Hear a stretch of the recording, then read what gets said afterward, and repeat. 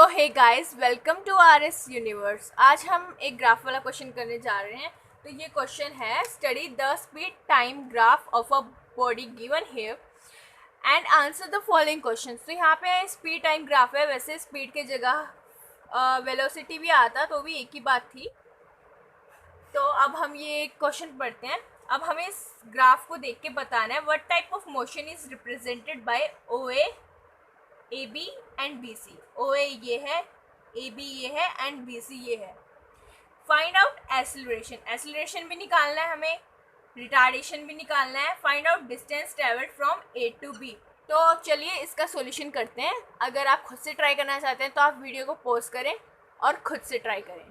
तो पहला हम क्वेश्चन करते हैं, what type of motion is represented by O A B and B C. तो चलिए पहले हम ओ ए का निकालते हैं कि ओ ए कौन सा मोशन शो कर रहा है। ये स्ट्रेट लाइन, जैसा कि आपको दिख रहा होगा, ये ओ ए एक स्ट्रेट लाइन है एंड ये अपवर्ड्स जा रहा है। तो इसका मतलब ये यूनिफॉर्म एक्सेलरेशन शो कर रहा है। यूनिफॉर्म एक्सेलरेशन का ग्राफ हमने आपको बताया था कि एक स्ट्रेट लाइन ग्राफ होता है। तो इसका मतलब ओ ए यूनिफॉर्म एक्सेलरेशन शो कर रहा है।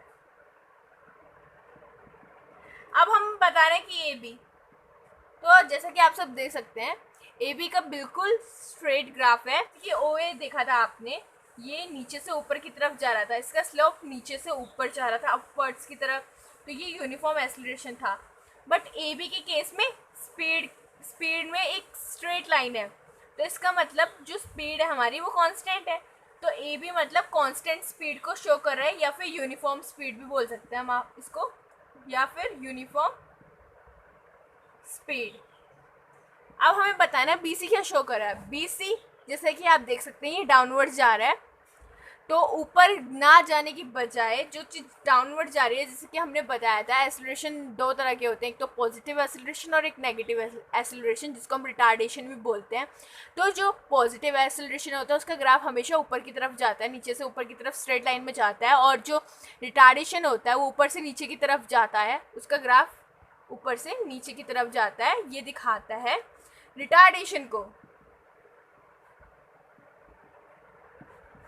तो इसका मतलब हमारा बीसी शो कर रहा है रिटार्डेशन को, और वो भी यूनिफॉर्म रिटार्डेशन को, क्योंकि ये स्ट्रेट लाइन में ये नीचे जा रहा है, इसलिए ये यूनिफॉर्म रिटार्डेशन है। अगर स्ट्रेट लाइन ना होके कर्व लाइन होता तो हम बोलते हैं वो नॉन यूनिफॉर्म है, पर ये स्ट्रेट लाइन में नीचे जा रहा है डाउनवर्ड्स की तरफ, तो हम बोलेंगे ये यूनिफॉर्म रिटार्डेशन शो कर रहा है। यूनिफॉर्म नेगेटिव एक्सेलरेशन भी बोल सकते हैं जिससे हम।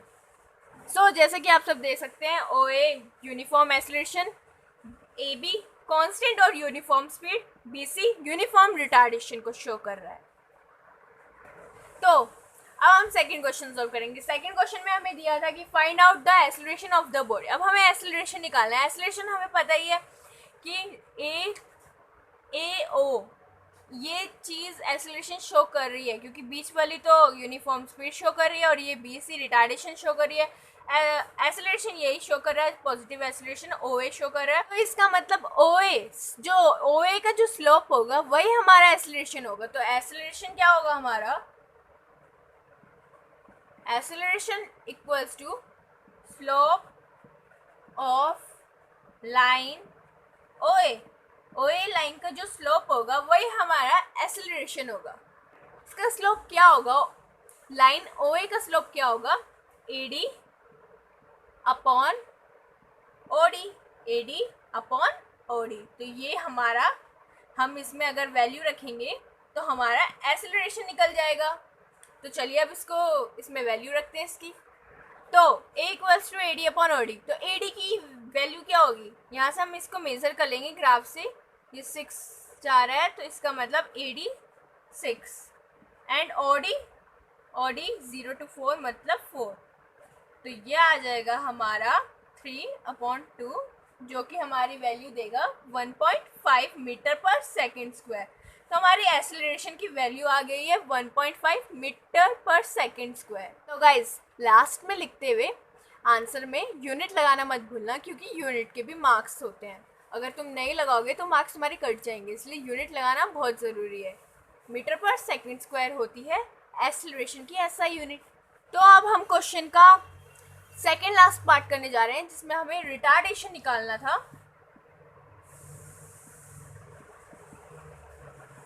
तो हमें रिटार्डेशन निकालना, और हमें जैसे कि पता है कि BC रिटार्डेशन शो कर रहा है, क्योंकि वो स्लोप उसका डाउनवर्ड्स जा रहा है। डाउनवर्ड्स जा रहा है मतलब यूनिफॉर्म रिटार्डेशन है, और हमें रिटार्डेशन निकालना है अब।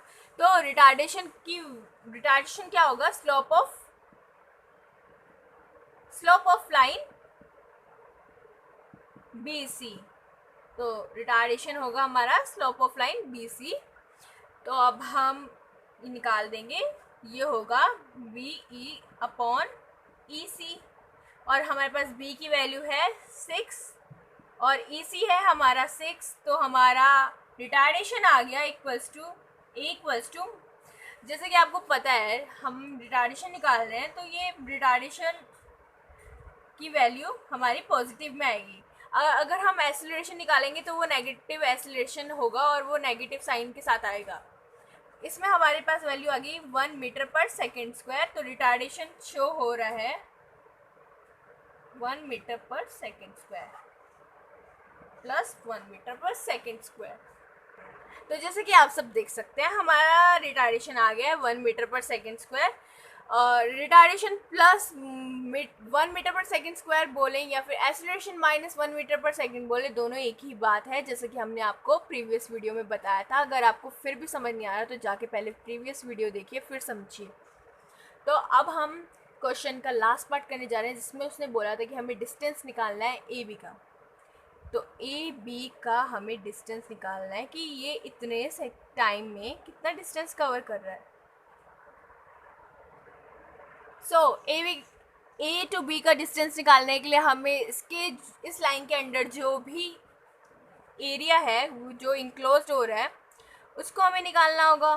तो इसका मतलब हमें रेक्टेंगल, तो इसका मतलब distance from A to B equals to area of rectangle ABED। तो ये हमारा इससे डिस्टेंस निकल जाएगा। अब एरिया ऑफ रेक्टेंगल क्या होता है? Length into breadth. Area of rectangle equals to length into breadth. तो फिर इसकी लेंथ ले लेंगे AB इंटू BE। तो AB की वैल्यू है हमारे पास, जैसे कि आप सब देख सकते हैं 4 से 10 तक जा रहा है। इसका मतलब इसकी लेंथ 6 है। तो 6 इंटू BE की क्या होगी? BE की जैसे कि आप सब देख सकते हैं BE, तो ये 6, तो इसकी भी 6, तो 6 इंटू 6 36।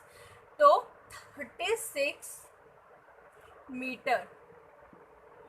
तो डिस्टेंस हमारा आ गया 36 मीटर। इसी के साथ हमारा लास्ट वाला पार्ट भी सॉल्व हो गया और हमारा क्वेश्चन हो चुका है। तो अब हम आगे बढ़ते हैं। So let's talk about uniform circular motion. तो यूनिफॉर्म सर्कुलर मोशन होता क्या है? जब भी कोई बॉडी या ऑब्जेक्ट सर्कल में मूव करता है तो हम उसी को बोलते हैं यूनिफॉर्म सर्कुलर मोशन। वो यूनिफॉर्म तब होगा जब उसकी स्पीड यूनिफॉर्म होगी। तो कांस्टेंट स्पीड होगी तो वो यूनिफॉर्म सर्कुलर मोशन होगा।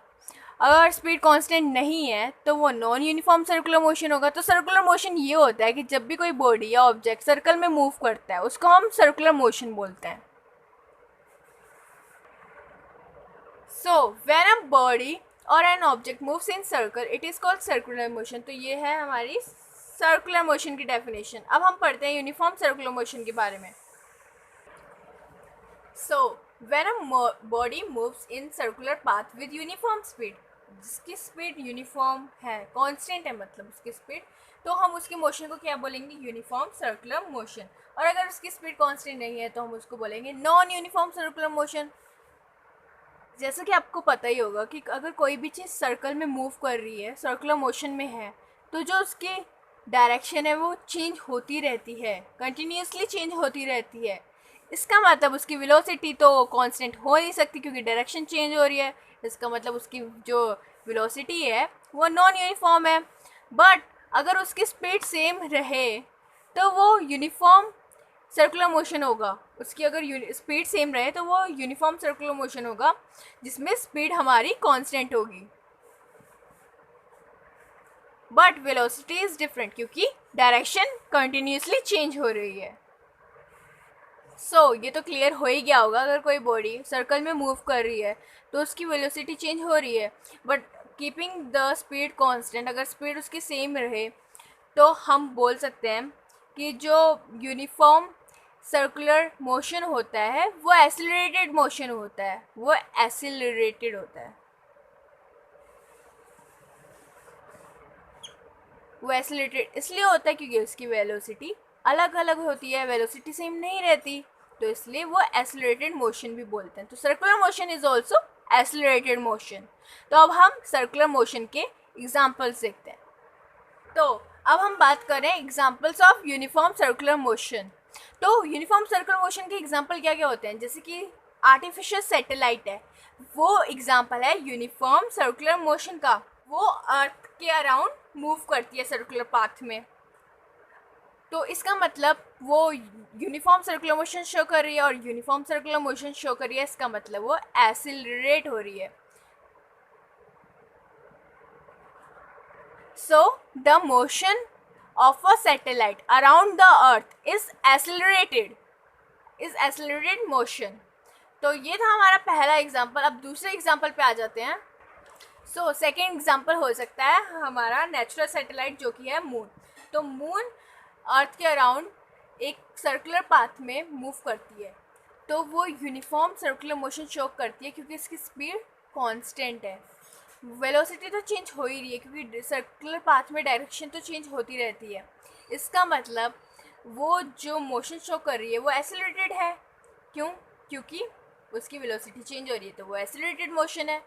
अब हम बात करते हैं थर्ड एग्जांपल की। जैसे कि अगर कोई एथलीट है, वो सर्कुलर पाथ में रनिंग कर रहा है और उसकी स्पीड कांस्टेंट है, वो एक ही स्पीड से सर्कुलर पाथ में राउंड्स लगा रहा है, तो इसका मतलब क्या हुआ कि वो यूनिफॉर्म सर्कुलर मोशन शो कर रहा है। तो अब हम बात करते हैं कि how to calculate the speed of a body in uniform circular motion. कि अगर कोई बॉडी यूनिफॉर्म सर्कुलर मोशन में है तो हम उसकी स्पीड कैसे कैलकुलेट करेंगे। Suppose we have circle of radius R, तो हमें बताना है कि हम उसकी स्पीड कैसे निकालेंगे। तो स्पीड का फॉर्मूला होता क्या है, speed equals to distance upon time. तो speed equals to distance upon time. तो स्पीड को हम वी से डिनोट करते हैं। डिस्टेंस क्या होगा, डिस्टेंस हमारा इस सर्कल के सर्कमफेरेंस के इक्वल होगा। तो सर्कल का सर्कमफेरेंस 2πr होता है, तो हम यहाँ पे लिख देंगे 2πr upon T. T is the time for completing one round of circular path. तो टी टाइम है जो कि उसे एक सर्कुलर राउंड पूरा करने में लग रहा है। तो इस फॉर्मूले से हम स्पीड निकाल सकते हैं इन यूनिफॉर्म सर्कुलर मोशन। तो इस फॉर्मूले को याद कर लीजिए, न्यूमेरिकल्स में काम आएगा। और इसमें आर रेडियस है, T time taken for one round of circular path है, and V equals to speed है।